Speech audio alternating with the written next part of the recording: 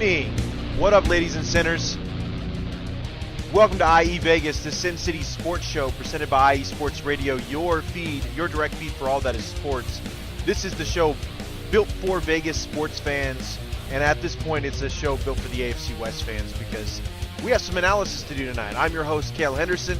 You can get at us on our forums, our social media forums, Twitter, at SinCity_IESR, and get at me at my personal at Cale_Henderson. A lot to cover tonight. I'm going to briefly talk about some of our subtopics here at the Vegas Sports Show or the Sin City Sports Show. We got to go over Las Vegas Aces. Their season's right around the corner. They just did a preseason game the other night. I want to touch base on UNLV baseball because they're rolling right now. And we're definitely going to touch base on the Vegas Golden Knights and their little bit of a downfall. They missed the playoffs for their first time since becoming a team in the NHL. And again, I still think they're a blueprint for any expansion team in any sports form, especially in NHL, but we have to cover that. And then we are definitely going to talk about the NFL draft.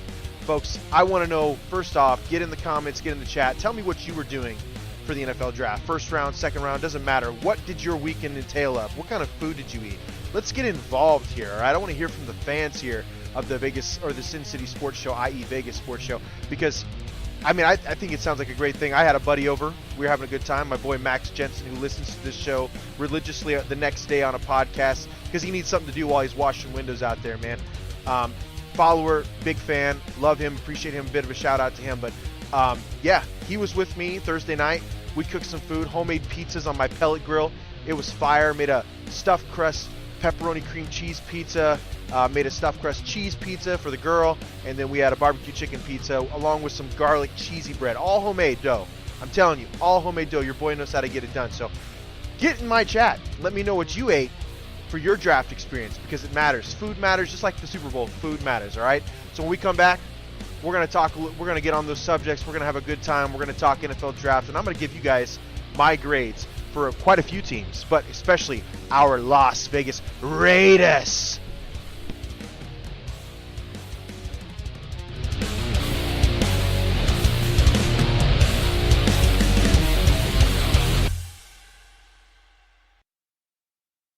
And welcome back. I had to take a small break there, kind of, let you guys finish up.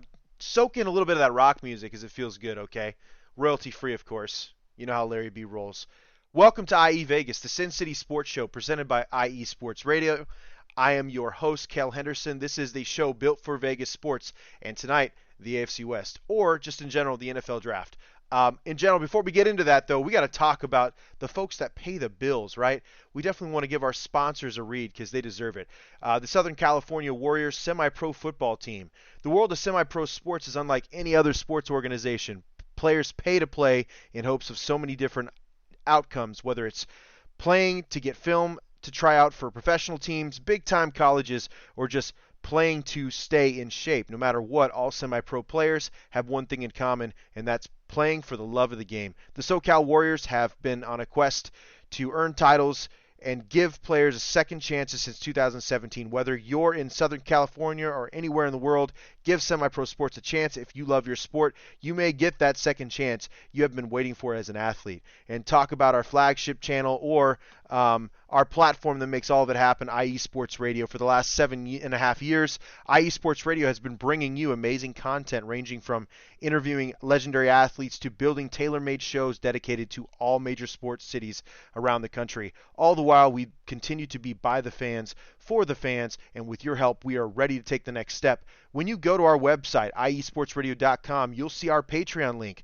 with 5 different tiers. The first one starting at just $5 a month. Just $5? Come on, people. Chip in. Let's do it. This donation gets you shout-outs at all 32 of our shows. High tiers include IE Sports Radio merchandise, access to our podcasting university, and even a chance to be featured on a segment of our flagship show, The Defining Moment. Thank you all for continuing to make IE Sports Radio your direct feed for all that is sports. And a quick shout out to our April fan of the month, or for our fan of the month in general, Justin Ekstrom. He's a Vikings fan. Again, folks, we will not hold this against him. All right? Justin loves them Vikings. Skol Vikings, baby. Skol, baby. I'm on it. If there's a team I can respect in the NFC North, it's the Vikings, okay? There's just something about it. I know you guys are still reeling from your only Super Bowl appearance with the Raiders and lost. But it's all good, man. We love you, Justin. Thank you so much for your support. They didn't have a bad draft, by the way. I don't think the Vikings had a bad draft. You should be excited. They traded back. They got a lot of players, volume. All right, this new coach, he's trying to get a bunch of players on his team, and I like it. Okay, we gotta love it. Enjoy yourself, Justin. Skull Vikings, baby. Congratulations to Mike Pat, host of our Let's Whine About Sports for winning the 2022 IE Sports Radio NFL Mock Draft Challenge. I'm telling you what, Mike, I congratulate you, but I have to tell you, man, you can ask my buddy who was there that night. I probably legitimately, and this is not a joke, probably about 24 to 25 out of the 32 teams I guessed right. And he was there the whole time just laughing and saying he just doesn't understand it. Because when it comes to intelligence, football, gaming, maybe money here and there, sales, I'm superior at in a lot of ways. But anything else, I have no idea where I store this information. It doesn't make sense. It's probably useless, you know. But he was there. He witnessed it. Irregardless, I didn't enter something, so we got to give you all the love. Mike, good job, man. I appreciate you for being a part of the member or being a member of the IE Sports family, dude. Keep doing the good work. And then IE Sports Radio turns 8 years old this month. We're hosting a special 3-hour edition of The Defining Moment hosted by the man, the myth, the legend, Larry B. on May 14th at 12 Eastern to celebrate. Come hang out with your favorite IESR personalities, and thank you for helping make this possible. Gotta love it, folks. Gotta love the IE Sports Radio family, and we gotta love the Sin City Sports Show, which airs Tuesday evenings, 7 p.m. Pacific Standard Time. Make sure you do not miss a show. If you missed the show, we got our podcast on Spreaker.com, and trust me, the link's posted on our Twitter all the time. All right, let's hop into this. Las Vegas Aces, their preseason game, their lone preseason game for this year was Sunday, May 1st. They lost to the Minnesota Lynx in Minnesota and Minneapolis, the Target Center. It's a preseason game, so it's not a big deal. They only lost by 3 points, 89-86.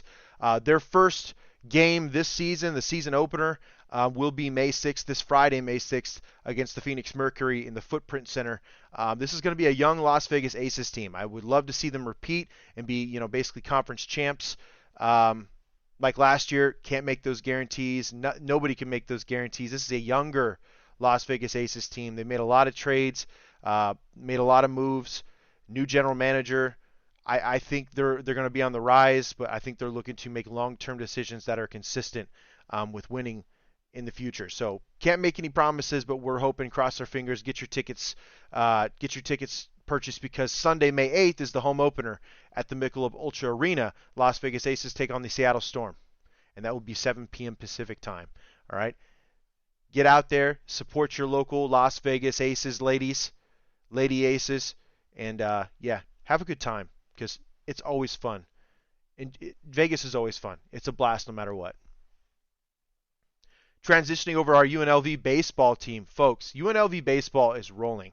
As of right now, we talked about their position in the Mountain West. We want to see them get better in all sports.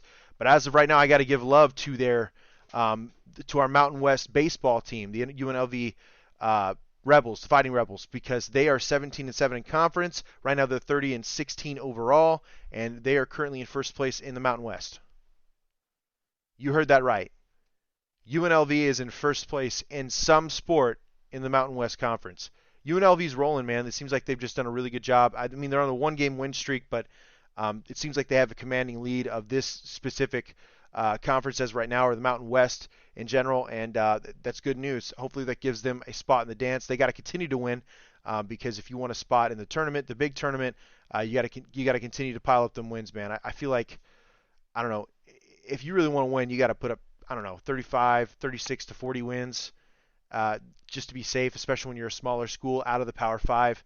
So it'd be good to see UNLV make it to the dance. Hopefully they make it to that tournament and get that tournament bid.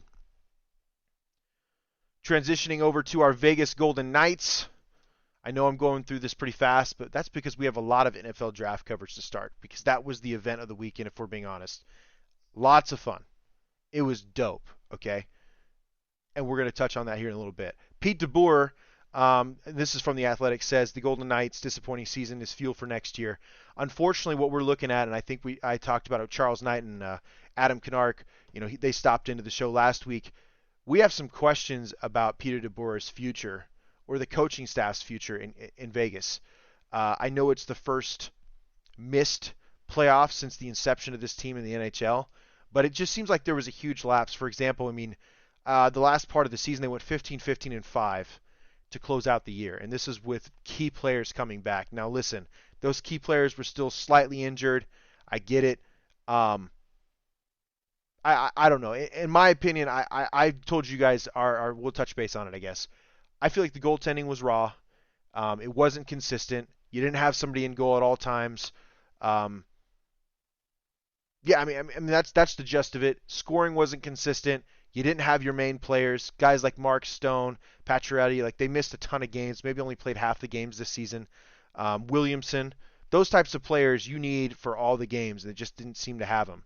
And you don't you when you pay that kind of money, you need them to be available for you to be that kind of a squad. They're going to be going through some cap issues. They're going to have to figure out how to clear up some cap space. They're also going to have to take a look at their farm because they've traded away quite a few prospects over the last couple years in order to bring in some high value players in the NHL. And the truth is they don't have one elite player in this team. I think they're a very good squad collectively. They probably have one of the deepest squads of really good players, but they don't have elite players, right? So there's a lot of questions they have to solve, questions they have to answer. But I mean, there's been a lot of injuries. I'll go through them, I guess. The disaster struck in the form of compounding injuries. So, for example, Mark Stone, Alec Martinez, Max Pacioretty, Riley Smith, and Robin Lehner, who is your goaltender. They all missed significant time, about half the games. And even a healthy Jack Eichel, who was only healthy for about 20 plus games this year, he wasn't able to really do anything from that herniated disc in his neck. So, what can you do, right? Jack, I still think is a very talented player. He showed flashes of elite talent in Buffalo, um, but you just didn't see that here with a really well surrounding cast because that surrounding cast just wasn't available. So the Golden Knights really have to figure out what are they going to do from a cap space perspective. How can they maximize goaltending because they need consistent goaltending with the style of offense they play. They're not that physical of a hockey team. I think they're about transition hockey. Unfortunately, the only time that they were really good at scoring this year was off transitions. They couldn't really set up offense in their zone very often. So they have to really think of a way to maximize that. Maybe get bigger at the center, right? I don't know if that's possible because they do have some really good centers, but maybe go out and maybe trade a couple of these key pieces that you have on this team and bring in some younger, larger players and just start screening goalies. I miss that style of hockey, by the way. And maybe I was just spoiled because I was a Duck that had, the great Ryan Getzloff, Captain Duck. Unfortunately, this is his last season. I watched him screen goalies for years. I watched Corey Perry screen goalies for years. I feel like hockey's at its best when players are big, physical, and they play tough on the boards. That's just not something Vegas does a lot of. They're about flowing with the puck. They're about the transition game. Unfortunately, the transition game is the only thing they have, those breakaways. So they have to find ways to create more offense and take advantage of power plays because they didn't have a very good power play percentage this year, in my opinion. I just didn't think they did. They were 25th overall actually with the extra man, so 18.4% of the tries or power plays they scored. That's crap. Like you can't do that and be a playoff contending or a championship contending team. In years before that, I mean they were in the top 10 in all those categories. That's why they were able to make the playoffs and make deep runs. So they have to find ways to create more offense, and they have to find ways to help out a goalie, especially if you're going to stay with Lehner. I think if you're going to stay with Lehner, you have to find ways to get him support on the defensive side and get pucks, man. Take out the trash. Get those pucks out of that zone and create offense. Simple. Create more transitions. If you're a good team in the transition game, and that's how you score most of your goals, maybe you need to find more ways of game planning that. But what we noticed this year is those hockey teams that really played good defense and they were constantly moving their skates and they were getting around the puck and interfering passing lanes, it caused problems for the Golden Knights. And their record, even though they were fourth in the division, they didn't make the playoffs for a reason. So that'll be their goal for next year. First off, find out the status of your coaching staff because that's kind of a big deal. Secondly, you got to figure out the cap situation, and you got to see if you can bring in some younger guys at a good cap number with potential that you guys really think can flourish in Vegas. And then I think we'll see a return to the playoffs. We'll see another run again. But you got to catch up to the Calgary Flames because right now they're running away with this division. It feels like they just scored a lot of points. So you have to find a way to match that. Honestly, that's what a lot of sports is about, right? I mean, it happened with the Golden State Warriors when they were shooting threes. Everybody went to small ball. Everybody wanted to shoot threes. The Rockets, it's all about the analytics, right? Football's kind of doing the same thing. Everybody wanted to be like the Kansas City Chiefs, who were lighting it up, throwing it around. You got a quarterback throwing for nearly 70% of his, 70% completion, 5,000 yards a year, and you're building it off of speedy wide receivers and a really athletic tight end or an elite athletic tight end. Without running the ball much. And I just don't see stuff like that being sustainable. You have to find your own recipe. You have to build a scheme around the players you have on your roster and then complement those players you have on your roster with the right people so that way you can continue to manage your identity. Because sometimes your identity could be that kryptonite for that new fad, okay? There's always that age-old thing. Sometimes an identity that you have picked as a team, philosophy, can be the kryptonite for that latest fad in sports. Whether it's hockey, whether it's football, basketball, find your identity, adapt your team to that. We're going to go to a quick break. When we come back, we're going to dive into the NFL draft, and we're going to start handing out grades. But most importantly, we're going to talk about the draft event in itself, hand out some grades, some teams I thought had some A's, and then we'll talk about the AFC West and how the Las Vegas Raiders did.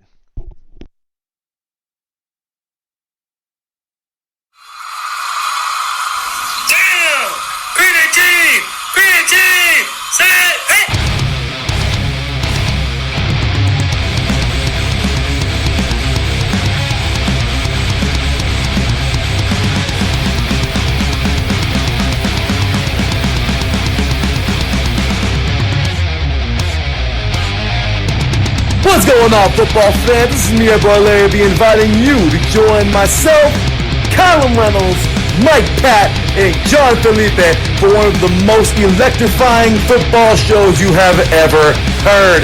3 and Out, right here at IE Sports Radio. Recap of the week before, a preview of what's to come, and of course, 3 hardcore head-to-head prime-time face-offs each week. You don't want to miss it.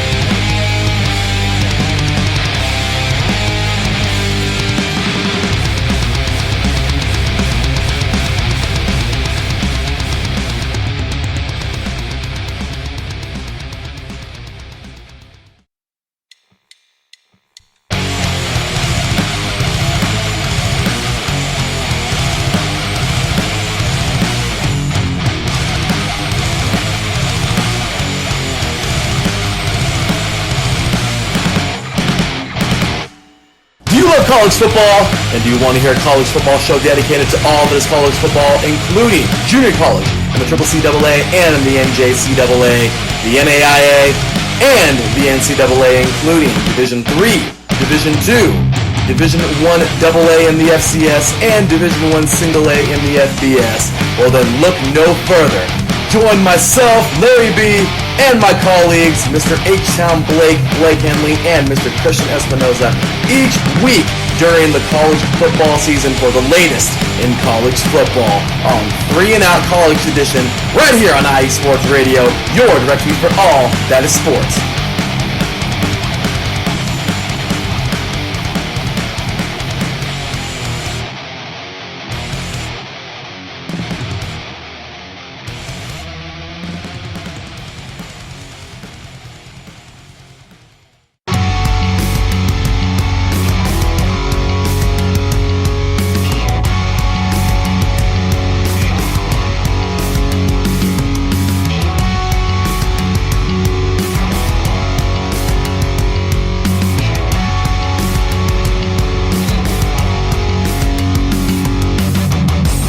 Shores of the Puget Sound to the rushing waters of the Columbia River, stretching across the Great Cascades, and on IE Sports Radio lives the Northwest Territory Sports Show, hosted by me, Brad Buckingham. On this show, I cover all the great collegiate and professional sport teams that we have here in the Pacific Northwest. Of course, I'm talking about the Seattle Seahawks, Seattle Mariners, Sounders, and even the Seattle Kraken. But I can't forget all of that is good in Oregon either. I got the Trailblazers, the Oregon Ducks, the Beavers, even the Timbers, and much, much more. You can listen to the show every Sunday from 3 to 4 p.m. Eastern noon to 1 p.m. Pacific on IE Sports Radio, your direct feed for all that is sports.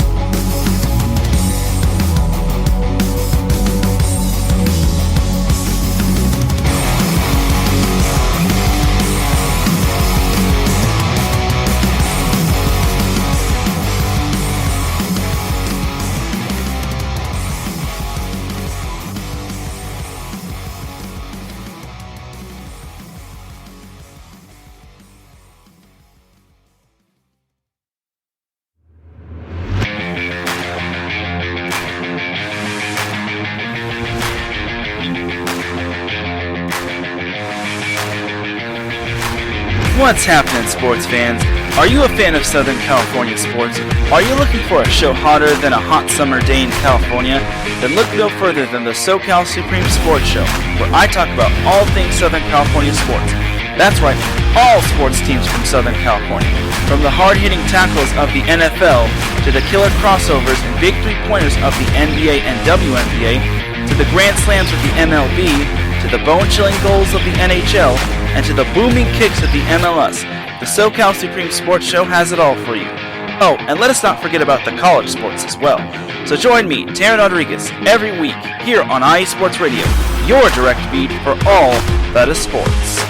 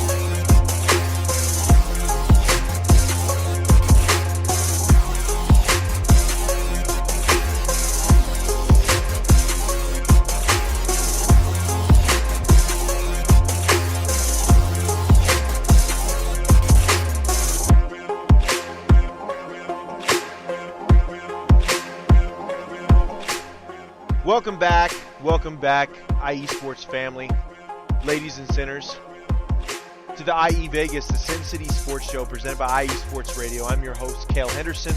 Again, you guys can get at us on our socials, especially the Twitter handles, which would be SinCity_IESR, and then you can get at me on my personal Twitter, Cale_Henderson. We'll touch base on a few of our topics today, but most importantly, folks, here's a reminder. IE Sports Radio turns 8 years old this month. I know I said it early in the show. I'm trying to be as clear as I can be. The show that's offered you free content for 8 years is turning 8 years old this month. We're hosting a special 3-hour edition of The Defining Moment, hosted by the man, the myth, the legend, Larry B, on May 14th at 12 Eastern to celebrate. Come hang out with your favorite IESR personalities, and thank you for helping make this all possible. Serious thank you to all of you folks. Okay, ladies and sinners. The NFL Draft. How'd you folks feel about it? Get in the chat. Let me know how you guys felt about the NFL Draft. Was it a cool spectacle? If you guys want to get some background on what happened at the NFL Draft, just go to visitlasvegas.com. /NFL-draft-2022. It's like the front page news, basically, of what went down in Las Vegas over the last weekend. It was a blast. It looked great. It looked like it was a lot of fun. The pictures say loud, 1,000 words, man. What's up, Davidson? How are you today? Shout out to Davidson and Taryn, who have stopped in already for the show. I thought the NFL Draft was a blast. Go take a look. You saw a bunch of people take pictures. They had a blast, okay? And from my understanding, this is what I've heard. There was an influx of roughly 800,000+ people in Vegas this weekend alone, reporting and showing up to support teams and just have a good time in general. What a great place. Like I've said this for weeks, man. We're 8 episodes in, roughly 2 months into the show, and I'm telling you folks, I really do feel like Vegas could very well be the fastest growing sports city in America. I really feel that way. And I think the NFL Draft, the Pro Bowl in the latest year, the Super Bowl would be in a couple years. I mean, come on, man. This is going to be awesome. So just keep at it. Keep following anything Vegas. Check out the Vegas Live page on Twitter. Check out visitlasvegas.com for anything related. And you can see a video, you can see a ton of pictures. It was a lot of fun. Davidson Crook said draft was fun. Wished AJ Brown didn't get traded. Listen, man, I don't think a lot of people in the Titans organization wanted that to happen. Um, but sometimes that's part of the league, man. I just don't think they can afford 100 million over 4 years. Unfortunately, I know that cap is just a number for a lot of teams, but I do think there's some teams out there that really have a strict understanding of the future. You already have a heavy investment in Ryan Tannehill, Mr. Throw Picks in crucial playoff games. Um, I don't know, man. I can't fully grasp why they'd let a talent like that go, but I do believe you guys got some good draft ammo. I do like Treylon Burks. I think he's an excellent athlete. I was telling my buddy who was with me there, I think he's a freak of nature. I think he needs to lose some of that baby fat and really get into that lean receiver mentality. Get a little bit, tiny bit faster. If you can't get faster, just get a little leaner so you can, do hold on or handle the wear and tear over the next, I don't know, 10 plus years. I hope he lasts forever. You guys do have Robert Woods in town now, which I think is a big deal for the Titans. That'll help a lot. It isn't just like A.J. Brown and then a banged up Julio showing up every once in a while. I think having Robert Woods, who's a seasoned vet, who's very good at route running, is going to help Treylon quite a bit. And then most importantly, you guys have that excellent run game and that big, massive offensive line. And the Titans do a great job of providing pressure on defense. The Titans will be fine. I feel bad for you because A.J. Brown is a stud, and I don't even think he wanted to leave, realistically, until he knew it was going to Philly. I personally don't feel like he wanted to leave. I think he wanted to make it work. And you could tell by some of the videos, your head coach didn't want him to leave either. And it almost looked like your head coach was about to sock John Robinson. And I don't blame him.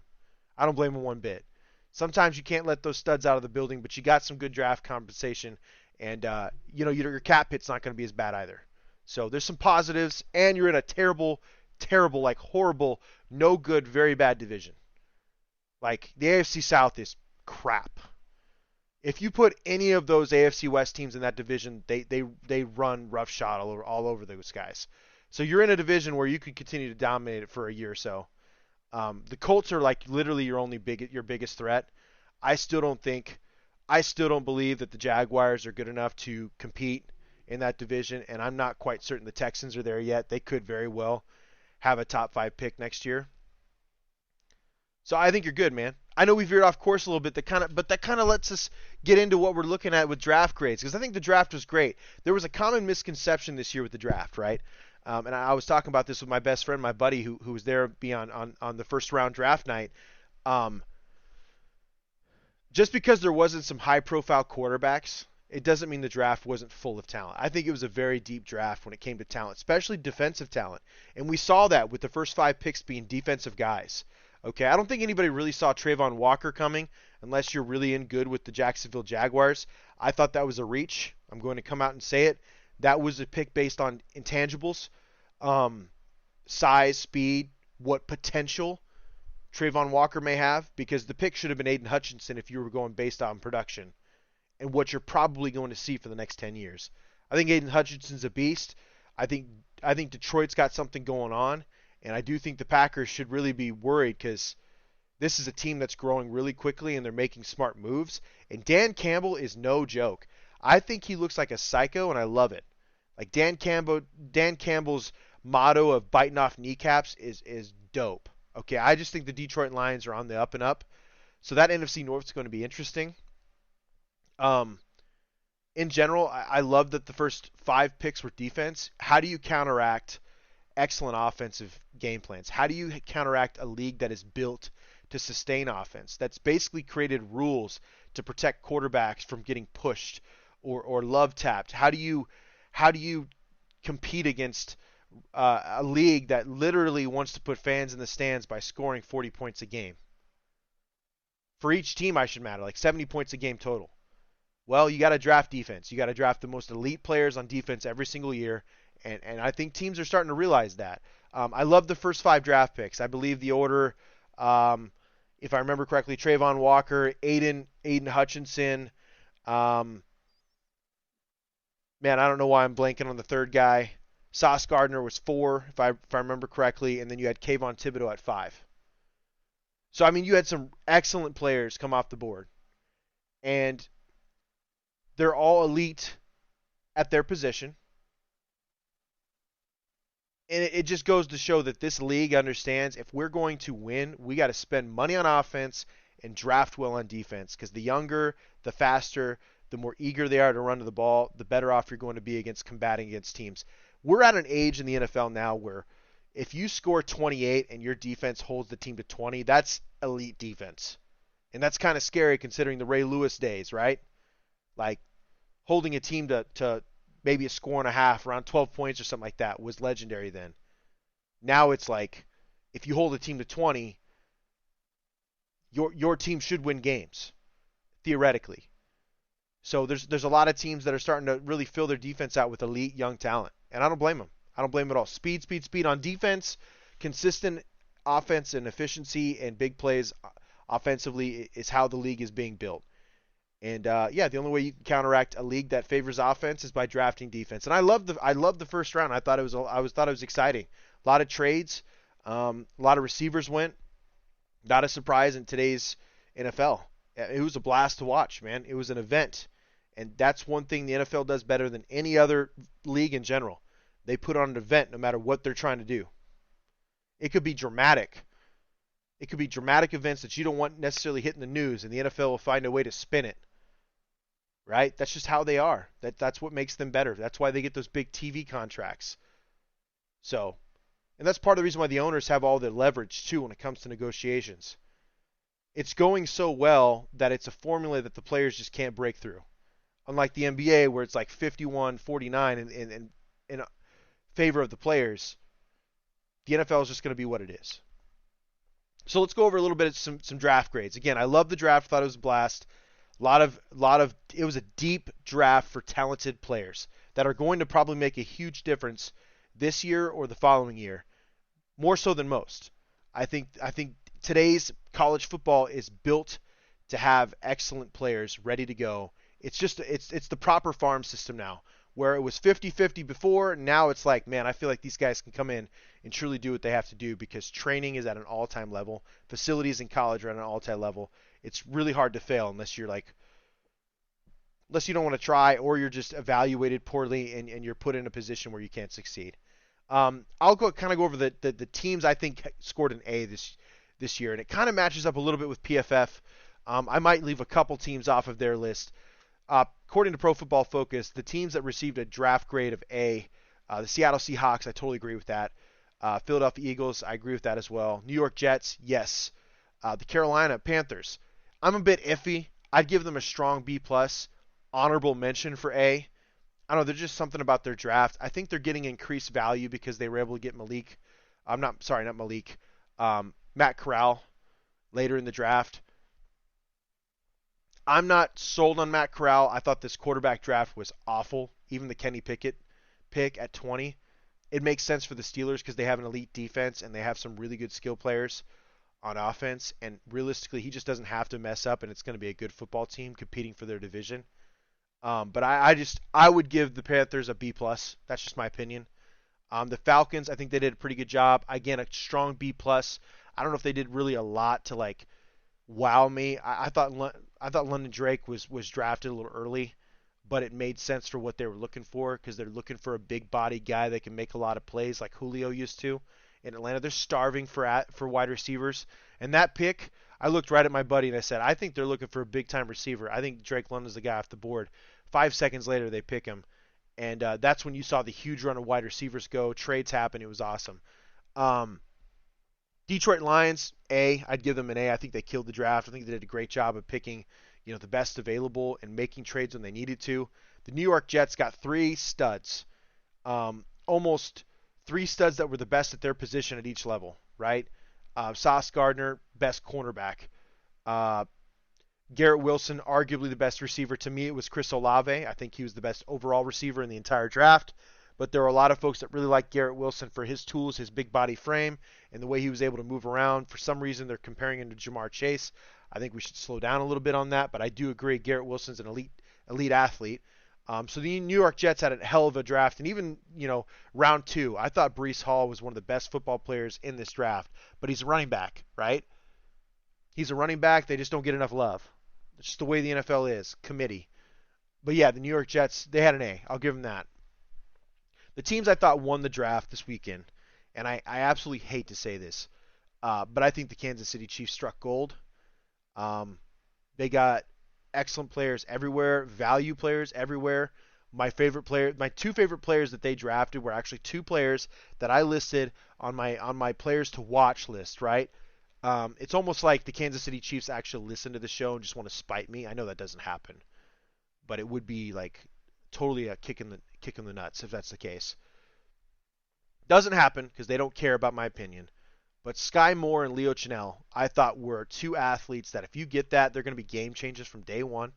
Sky Moore is an elite athletic wide receiver. He's a Tyreek Hill 2.0. He's a couple steps slower, but he's a better route runner, better gadget player from day one. You don't really have to develop him as much. And the best thing that he has going for him is he's going to play on an offense with Andy Reid and Patrick Mahomes, who are some of the best play designers in football. Very happy for him. Valdez Scantlin's on that team. There's your stretch speed, right? So what you're going to see from Sky Moore is he's going to be great with those intermediate routes early. If I'm the Chiefs, I don't even worry about like getting too intricate with routes. I just have him run quick outs and crossing routes just to really mess with the defense all year long and then run the ball. One of the things they did very well, like Darian Kinnard is another player on my list of players I think will make impacts day one. Darian Kinnard is a tackle. He will probably be moved into guard. He is a freak athlete he was a freak athlete at tackle, 6'5" and like 3/4 or whatever you want to say, so nearly 6'6", 322 pounds. The guy was one of the best run blockers in all of college football last year. He's an absolute mauler. He's a massive man, and they just got better there. Like, it's so annoying how good the Chiefs did in their draft. A+. Like, those were one of my 2 A+ teams. The other one was the Baltimore Ravens. They killed it. They had an excellent draft. Like, there's a lot of heat about the Hollywood Brown trade. I don't think Hollywood Brown was that good. I thought the Ravens got a hell of a trade. They got highway robbery, honestly. They committed highway robbery getting a first and a third for a guy that honestly really hasn't played that well. He had a really good year last year, the only lone good year he's had. I personally feel like they could do better, and that's why they felt like they could trade him. And then they turn around. What do? They trade back a couple times. They get the best safety in the draft, who was a top 5 player in my opinion, Kyle Hamilton. And then you turn around and you get Tyler Linderbaum, who, again, on my list of late first round guys that I think are going to be impact guys. Tyler Linderbaum had one of the best grades evaluating as a center in draft grade history. Like, up there with Travis Frederick from the Cowboys, who, again, would be a surefire Hall of Famer. He probably still will be a Hall of Famer because of how good he was, but was a surefire Hall of Famer, and the only reason why he's not playing anymore for the Dallas Cowboys is medically. He had to quit. He had medical issues. He had to quit. But he's a legend. He was an amazing center. He was heralded as one of the best in the league next to Rodney Hudson for years. Tyler Linderbaum, those 2 guys are going to step in and be beasts immediately. The Ajabo pick, so smart. He doesn't have to play year 1 in a Ravens organization, but it sounds like he's healing quickly. Hopefully he doesn't get DeAndre Hopkins and get caught with antler spray in his system or something, or tranquilizers, 3 steroids and a beaver tranquilizer. If you guys know that reference, get at me. Ajabo's a beast. I just think they did a really good job in Baltimore. So let's kind of go over some of those picks, right? I'm going to go over the Chiefs picks. I'm going to go over the Ravens picks. Let's start with the Ravens because they're not in the division, and then we'll kind of do a focus on the AFC West. Again, Kyle Hamilton, best safety in the draft. He was a top 5 player in general in this draft. What killed him was a 4.59 40, and honestly, that's not how he plays. Like, you can tell he plays faster. What's crazy about him is he's not just a strong safety, and that's probably what he'll play in the Ravens system. He could be a nickel safety. He could be a nickel corner in this system. Quite literally, they grabbed Marcus Williams. They got Kyle Hamilton. I know they signed another safety this offseason. Those two safeties, Marcus Williams and that safety they signed this offseason, could very easily just sit back in the cover two, the two deep aspect, and they can let Kyle Hamilton just be a fourth linebacker back there. Like a fourth, 4 to 5 yard depth type linebacker, and just put him on tight ends all day long. The guy's going to be a freak. They'll be able to blitz him. 6'4", 220 pounds. Again, you're still moving really fast. Our 4.5 40 is still really fast for a safety that size. He's going to be dynamic, and I bet you he's going to be one of the best safeties in the NFL very soon. It wouldn't surprise me at all. Tyler Linderbaum, again, center out of Iowa, best graded center in years. The only thing that really hurt him is he's 6'2", 296 pounds. It doesn't matter when you watch him. He's just too talented. The guy was legitimately dominating Tristan Wirfs in high school in wrestling. Like, the guy's got an anchor. He's got leverage. He'll be fine. He'll be perfectly fine. Linderbaum is going to start day one, and he's going to make a huge difference. David Ajabo, outside linebacker, Michigan, one of the best pure pass rushers in the draft this year, in my opinion. If he's healthy, he probably surpasses Jermaine Johnson as far as like that pick for the Jets, but I think Jermaine's just a perfect spot. That's a perfect spot for him. David Ajabo is just fast, man. And then you get to pair him with Owe that they picked last year out of Penn State. Those are some scary edge rushers, man. And that's something that really killed the Ravens last year. They didn't do very well defensively. I just don't think their offense was very good because they were missing key players most of the year. David Ajabo is going to come in and provide an immediate relief, along with Kyle Hamilton. And then my favorite pick, my two favorite picks their entire draft, right? And you guys are going to laugh at this, but it is what it is. It isn't the fact that they had 6 fourth-round picks, which is dope. You want to talk about value? All those guys are going to be on like $1 million contracts for the next 4 years. Like, that's amazing. Those guys could come in and be key contributors for the next 4 years and be fine. Travis Jones and Daniel Falele. So defensive tackle Travis Jones, 6'5", 325-pound Travis Jones, who had a hell of a Senior Bowl, was pushing people back all day long, is now their new nose tackle. So the rich get richer for the Ravens because they seem to always have an elite nose tackle. And then Daniel Falele, the massive offensive tackle out of Minnesota, the heaviest offensive tackle they've recorded in a combine, 6'8", 384 pounds. The scary thing is the dude is bulky. He's not like, they'll probably ask him to lose 20 pounds naturally over the next 2 years if they can, so he can get ready to start. But it wouldn't surprise me if he gets a ton of playing time early. Play strength and movement isn't an issue. You can't coach his size. He's going to be a problem in that NFC North, and he's going to be a problem for a lot of teams for years to come. Those are my two favorite players. I just think the Ravens killed the draft. It was by far my favorite one, and a close second. A close second is a very close second is the Kansas City Chiefs, unfortunately. Tyler Beatty is another one we got to talk about. Missouri running back, 1,600 yards rushing, 14 touchdowns. Caught 54 passes this year for 330 yards and 4 scores this year. He's a dynamic player.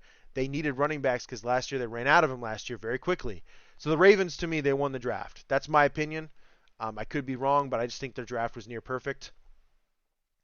The rest of the AFC West, again, we talked about the Chiefs. What did the Chiefs do? I mean, I guess we kind of talked about it, but I can give you guys a little bit of depth on that, I guess. To me, I thought that Trent McDuffie was it was okay. I didn't like that they traded up for him, but he's a good corner.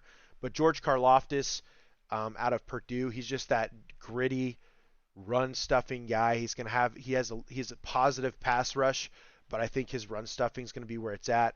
One of the worst things that's been happening to the Chiefs for years is their defensive backfield is horrible, and they have a tendency to hold because they play an aggressive style.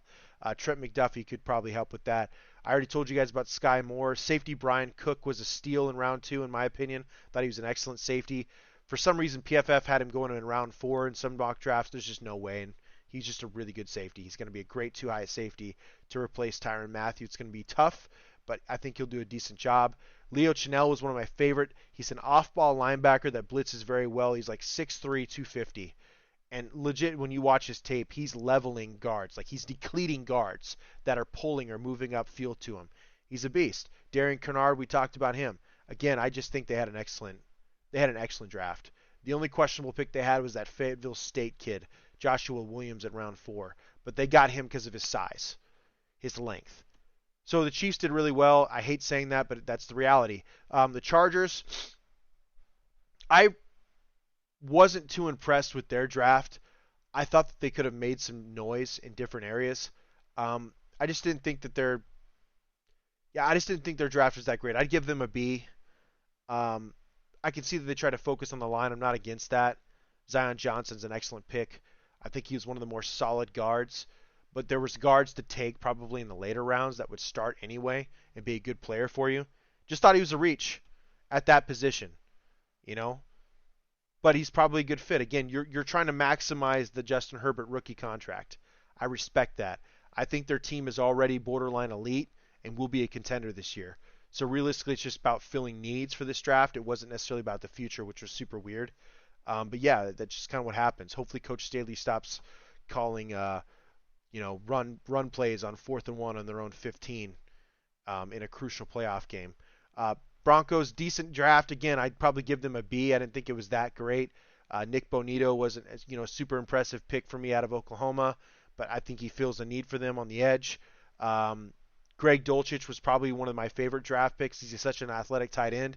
You have to have someone take over for Noah Fant, but it's just not really what Russell Wilson does. Russell Wilson isn't a middle of the field type guy. He's about stretching the field, and some of that has to do with his height. He has to throw over an offensive line, but he's one of the better deep ball passers in the league. Stretching the field down the sideline is something Russell Wilson's done for years. Good thing they have Jerry Jeudy, Cortland Sutton, and Hamlin and those guys. Uh, I don't know. I feel like they really needed to address their offensive line, and the only real offensive lineman they picked up was Luke Wattenberg out of Washington. Maybe he starts day one. I'm not sure. I just don't think their draft is that great. I think they're banking on all the talent they have on their roster now and hoping that it gets better or develops better. But personally, I thought that they could have focused on their offensive line a little more because it needs help. You got to block for Russell. They allowed more than 40 sacks last year. The Seahawks allowed more than 40 sacks last year. It doesn't seem like, and you can't tell me the weapons are that much better in Denver than what they were in Seattle. They had Tyler Lockett. They had DK Metcalf, right? I'd give them a B. It's a solid B. It's not great. So here's me trying to be as objective as I can be for the Raiders. I'd give them a B plus. All right, and I say that because I think that the reason why I don't give them an A personally is they didn't have a second round pick. The first round pick was used for Devontae Adams. Actually, the first and second round pick was used to obtain the best receiver in the NFL. Personally, I only give him credit for that first round pick because he's 29. You gave him a big contract. But it seems as though the Packers didn't do that great of a job of using those picks to bring in people to help Aaron Rodgers either. Maybe the defense in total, I don't know. Quay Walker is questionable. Was he a first-round guy? I'm not sure. But overall, I think the Raiders did the best they could. And one of the things that I really saw earlier, according to Pro Football Focus, and the chart is posted on the Sin City Sports page, is the Raiders did one of the best jobs in the league at drafting value. What this means is these players were ranked or graded at a much higher level than where they were drafted. And that's something the Raiders did a good job of. The only draft pick I truly question on this football team was Britton Brown out of UCLA. You now have 7 running backs in your roster. That will easily be trimmed to 5 because I don't believe Trey Regis, and Amir Abdullah, who I'm a Nebraska fan. I love Amir, but I just don't see him staying unless he's a return specialist and special teams, war daddy. I think those two guys will get trimmed because you have talent in the running back room. It's a really scary running back room. Britton Brown was a head scratcher. I thought you could maybe add another outside linebacker. Christopher Allen from Bama was there. He had some good reps for Bama, and he's not overused. Young, athletic, really fast off the edge. I thought he was somebody they could have looked into, but they chose to go running back. I get it because they're thinking future. I totally understand that. Josh Jacobs was not renewed. He will likely not be on the roster, and I'm not convinced he'll be on the roster day one at this point. They could trade him. I wouldn't if I were the Raiders, but they could trade him. Unless you get an impact player or maybe a second round pick, a second and a fifth or a second and a sixth next year, I'm not trading Josh Jacobs. I'm forcing him to play out his fourth year and see what happens because he'll get picked up by somebody. You have really good talent, and I don't think Kenyon Drake will be back next year either. But I do think those two guys will be key contributors to the run game this year. It is very clear what the message was. We talked about it last year on the Sin City Sports Show. Tuesdays, 7 p.m. Pacific Standard Time. Tune in. Go to the Spreaker app. We talked about it. I said it straight up in our post. I thought that the Raiders were going to focus on the fronts. They know that the weakness in the AFC West is the fronts. If you have a better front, you're probably, whether it's front seven on defense or offensive line, if you have a better, more talented front, if you dominate the line of scrimmage, I think the Raiders understand. If we dominate the line of scrimmage in this division, we can likely win the division, because the rest of the teams, the only team I'm really threatened by, offensive line and defensive line wise, is the Kansas City Chiefs. Period. I think they're stacked there. I think they're going into year 2 with a revamped offensive line that got much better down the road. This is a team that's going to be more competitive, and they're going to be more physical. Judging by their draft, they got really physical players, okay? Kansas City is the only team I'm really worried about. Yes, Denver and Los Angeles will put up a fight. It's going to be crazy divisional games this year. They'll all be primetime worthy, but their fronts are an issue to me. I just don't think that they are quite shored up yet. Los Angeles will have a vastly improved defensive line, but I don't think their offensive line got that much better. And the Raiders' defensive line got a lot better this weekend. So let's go over what we got. Okay, we got about 8 minutes left. I'm short on time, but I'm gushing over this Raiders draft. I'm just being honest with you guys. I gave them a B+ overall. They could have had an A, but I think the Britton pick and the fact that they didn't have a second-round pick to add another value pick to this roster was what kept them from an A+. But this was a very good draft. Dylan Parham, probably one of the most versatile players in this draft. He played 1,800 snaps at left guard, roughly 500 snaps at center, another 300 snaps, or I think it was 300 snaps at right guard. He played right tackle as well. He was all over the board in Memphis. He was a 4-year starter on the offensive line. He will come in and play or compete for a starting spot on the offensive line this year. The guy's body transformation is also incredible. If you guys get a chance, look up Dylan Parham out of Memphis. He walked in to Memphis as a tight end. He's a 5-year guy, okay, but he's a 4-year starter in the offensive line. He walked in with the intention of him being a 6'3", 250-pound tight end. The guy went from 250 pounds to 313 pounds in 5 years. 4.5 to be exact. That's an amazing transformation. It looks like majority of it is muscle. This guy is built to play guard. He could very well be our center, because I'm not quite certain after looking at tape over the last year or so that this Raiders front office is that impressed with Andre James, our center. There's a good chance that Dylan Parham, who was graded very highly at the Senior Bowl as a center, possible starting center in the league, he could be your starting center in the next year or so. We'll see. But if he does an excellent job at left guard, I'd say stick with Andre James, because he's got a crazy favorable contract now. Dylan Parham will be a competitive guy for a starting position this year. Round 4, the first pick, they traded up for this guy, Zamir White, running back out of Georgia. I think he's a monster, guys. I truly do. They traded with the Colts. I think he's a monster. He's a guy that doesn't have a lot of tread. Yes, he had 2 ACL injuries, but that was at the very beginning of his college career. 1 coming out of high school, 1 in his freshman season. Other than that, the last 2 years, he rattled off more than 1,600 yards of total rushing yards. He had 13 touchdowns last year alone. He's a short yardage beast. He doesn't get tackled by one person, and he's averaging 5.4 yards a carry. Where he's weak is the pass game, but you don't bring a guy like him in for passing. You bring a guy like him in to be your bell cow running back when Josh Jacobs is no longer on the team. So you use this year, divvy some carries to him, let him gain some steam behind an offensive line, which is moving to a power gap scheme. So it's going to be very much a downhill, in-your-face, punch-you-in-the-face type offense. That's what we need in this division, because no other team runs it. Zamir White was a hell of a pick. I loved it. Round 4, I kind of scratched my head a little bit, but I also understand the intangibles. It's very hard to find a guy, a running back, who is nearly 6'1", 214 pounds, and runs a 4.40, dudes. Not to mention, he had one of the highest forced missed tackle rates in college football last year. One of the highest. So he's very good at jump cutting. He's very good at taking one cut and making dudes miss, even at his size. And if he hits the opening, you're probably not going to catch him. Great pick. Neil Farrell out of LSU. If you guys look at the mock drafts of the Sin City Sports Show, a lot of him in it. Roughly 6'5", 330 pounds. He had one of the best run defense grades in all of SEC last year, if not the best. He was that dominant against SEC offensive lines on an LSU team that wasn't very good. He had one of the best run defense grades, period. 9.5 tackles, 2 sacks last year. He's a monster. Then they went Matthew Butler, fifth-year senior out of Tennessee. It is obvious, if you guys can't see the pattern, this team is going for size, brute strength, and they're going to punch you in the mouth. Matthew Butler has experience. These guys have reps. They were 3 to 5 year starters, or 3 to 4 year starters, every one of these guys.